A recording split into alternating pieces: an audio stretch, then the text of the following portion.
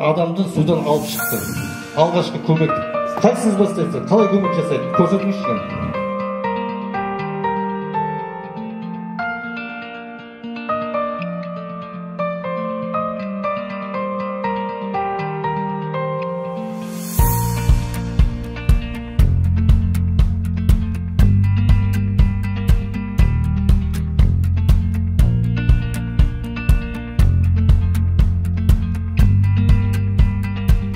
Когда человек выходит из воды, он может дышать, но он может быть без сознания.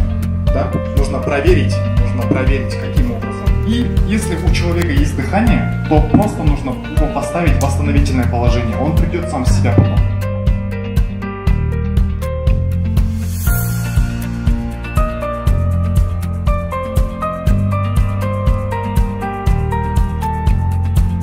Kan avlulardan arasında sayış жасап жүрмекші kan.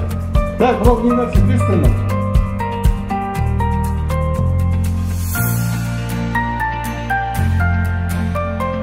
Қазір енді шомылу маусымы келіп жатыр, бәріміз барып суға түсеміз.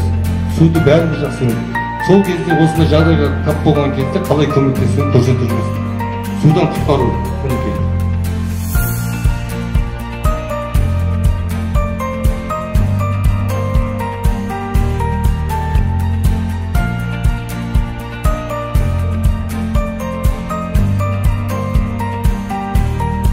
Өрт оқиғасы орын алды. Толық өртеніп жатыр, шығатын есі жақ толық өртеніп жатыр. Қалай әрекет етесіздер? Барлығы аузын суға батырып өзінің аузында құтқарушылар келгенше ұстап жер сілкінісі кезінде не істеу керек? Енді әдетте оқушылар мектепте болады, мысалы, олар сыныптың бұрышына бару керек, және де парақтың ата қалу керек. Сыртқы жақта болса, жерге жату керек. Сыртта жүрген жағдайда жерге жату керек емес, отыру керек қимылдамай.